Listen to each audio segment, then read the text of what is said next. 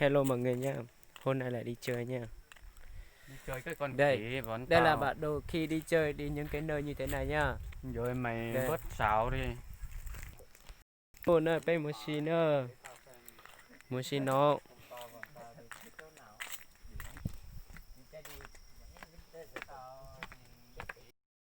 Để cha kìa.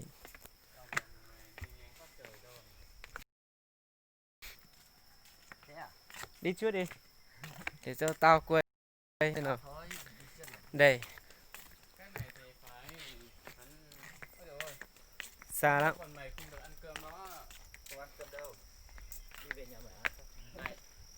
Tí nữa về đến trên kia là 12 đô rồi đó. Đó, một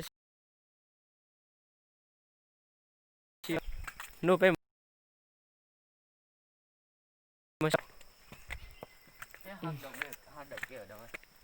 ở xa đó, chơi tít chơi kia mà đi nhìn lên đi. Hắn mệt hết. Đây là du lịch Gia Khao nha. Hắn đi Du lịch Gia Khao một đấy. Đi 9 giờ mà. Đúng rồi. Hắn 9 giờ 10 Đi giờ. cái này xa lắm. Bọn mày đi chùm kiểu này thì là bữa nào mới tới. Ủa, đi từ từ thôi mẹ lắm. Đi từ từ thôi. Đi nhanh. Nói chung là cũng mệt. Đây này. Những cái hang như thế này, nếu một mình thì rất là sợ mà luôn.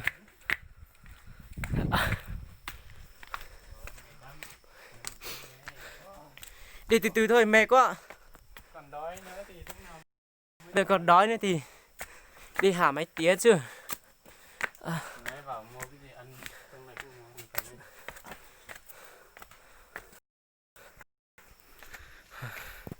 Giá cứ chai sát chai là tao nha.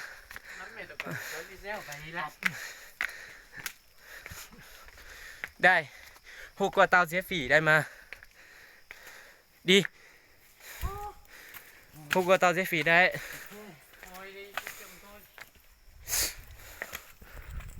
Nơ. Tôi vẫn nhìn là nó chả nhưng chỉ tao.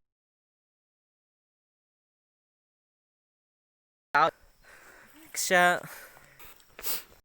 Nó cho ít đứa trẻ ạ. Đứa trẻ giống các cha thế. Cái này còn chơi đến một nửa. Đây hôm qua tao người cái bàn này diễn phi đây mà. Rồi. Dùng cao cha đấy ạ. Mệt quá nghỉ đây tí mới đi đi. Thấy ai lan đát đấy. Mày không thấy cái đựng xôi cái kiểu ở nhà tao lan à? Biết rồi, cái kia là cái gì cũng tốt. Kiểu như người Mông của mình dùng cũng dùng cái đáy thôi mà. Người ta hay dùng cái này mà. Nó một xí Kiểu ra ăn cái gùi. thì mà đấy chào. Này thì ta chỉ sai của ta nó cũng ra video nó in đây hả bỏ. Tiếp theo cho chúng cao nữa. Mua xì à. Mua xí thì mà chỉ một lần cao cái mù đi chỉ là rẻ. Không biết nói rồi còn vậy lặt. Mình có biết nói đâu. Lên từ xã tua thì Hải cũng cho tua tao nữa. Hai bọn mày đi từ từ để ngắm. Xí nữa. Vừa cho thì chỉ để chàng ra nó giàu chỉ thay tua. Nào mà tua thì xí mà tua thì tao cho nó. Bọn mày ơi. Đừng có cho anh trát nữa. Cái kia nhá. Sát đấy rồi chứ. Rồi sắp đến rồi. 30 cây nữa em ạ. Thôi đấy mà cho.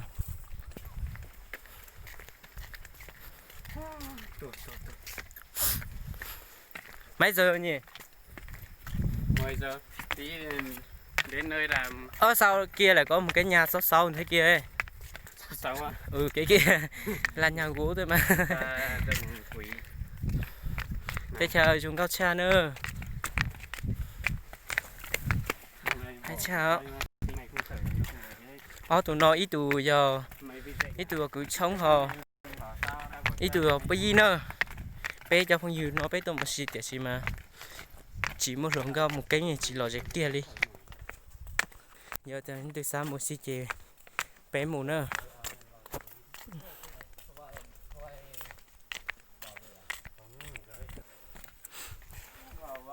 Vào đường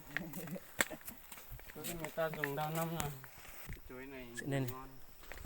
nước chè của Trung Quốc thôi chỉ mà hoa nổ là chỉ giỏi với vít chuột cơ.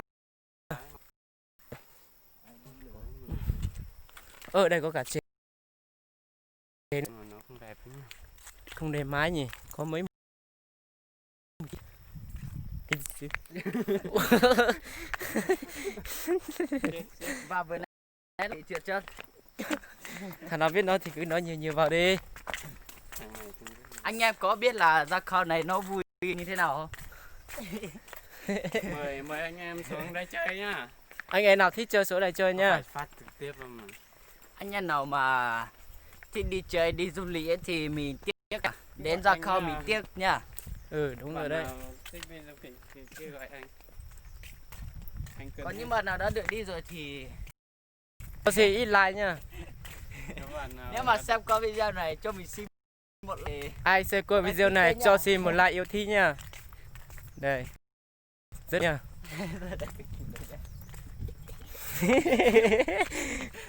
Mày không thấy đấy. Không qua còn trời Nóng. trời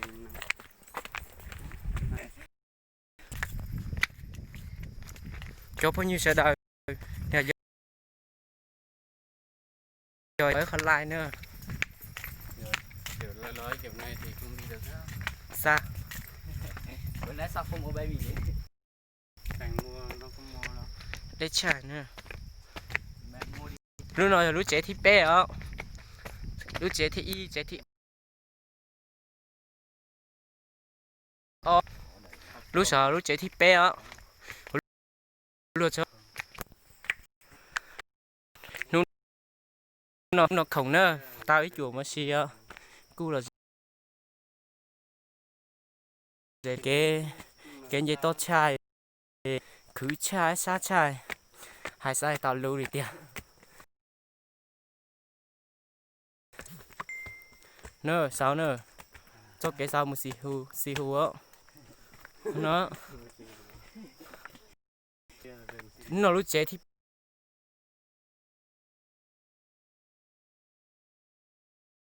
pe cu dùng gốc cả lúc trẻ thì pe nữa lúc trẻ thì pe á nữa lúc trẻ thì pe chỉ nó to thiệt nó trẻ thì sẽ tao nói